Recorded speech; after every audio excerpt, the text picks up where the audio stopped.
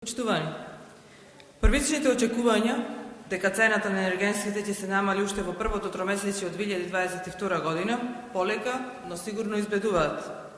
Во текот на вчерашниот ден, министрите на ДУИ во владата на Република Македонија дадоа загрижувачки изјави за медиумите. Министерот за финансии Фатмир Бесими засега на ниво на шпекулации и оцени можноста од недостаток на електрична енергија, а речиси повеќе од сигурно новонастанатата состојба во Украина ќе влијае на цената на енергенсите. Во текот на вчерашниот ден, цената за 1000 кубни метри газ на лондонската берза достигна и ниво од $960.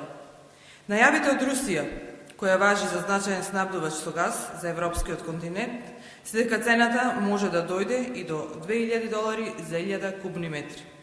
Како резултат на зголемените цени на гасот, во изминатиот период Македонија прогласи кризна состојба за снабдување со топлинска енергија, тоест криза во снабдувањето со парно за дел од жителите на Скопје.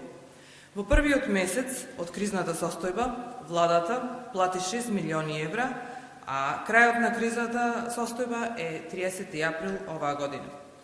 Во делот на електричната енергија, цената на унгарската берза, од која се снабдува нашата држава во одредени периоди од денот, повторно достигнува околу 250 евра по мегават час. Таа цена е 6 пати повисока од цената по која произведуваат домашните капацитети. За подсетување, домашните капацитети за 10 години го имаат преполовено своето производство од 6000 на 3000 гигават часови. Неспособноста во управувањето на енергетскиот сектор ја плаќаме со повисока цена на струја за 30% во последните 18 месеци. Дополнително, владата во периодот ноември 2021 година, февруари 2022 година, на АДСМ му префрлила уште 170 милиони евра. Тенденцијата е овој износ да надмине и 200 милиони евра.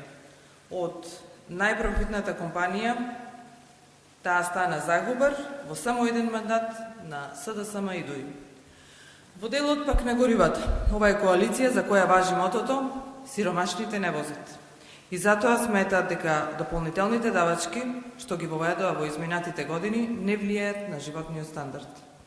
Пред некој ден излезе информација дека автобускиот превоз од еден до друг град поскапе за 15 до 20%, а власта вели дека не ги засега граѓаните.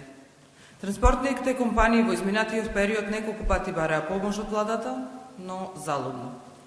За нешто помалку од 2 години цената на литар дизел од 46 денари се зголеми на 75 денари, а литар бензин од 50 денари во април 2020 година сега се продава по цена 84,5 денари. Почитувани, поскапувањата кај енергенсите се на дневна основа, а владата нема никаква стратегија за пребродување на овој тежок период. Бизнис секторот мора да добие поддршка од владата. Во приватниот сектор работат 600.000 луѓе.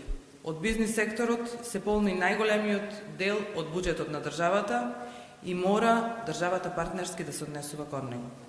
Токму затоа, како пратеничка група на ВМРО-ДПМН и Коалицијата за обнова на Македонија, бараме во најбрз можен рок да се закаже јавна расправа за енергетско-економската состојба во Македонија и за тоа како да се премости кризата со цената на енергенсите кои влијаат на ликвидноста на компании, а со тоа и на цените на производите кои ги продаваат. Резултатот од оваа јавна расправа мора да е еден оперативен план со конкретни мерки кои треба да ги преземе власта за полесно пребродување на 2022 година. Благодарам.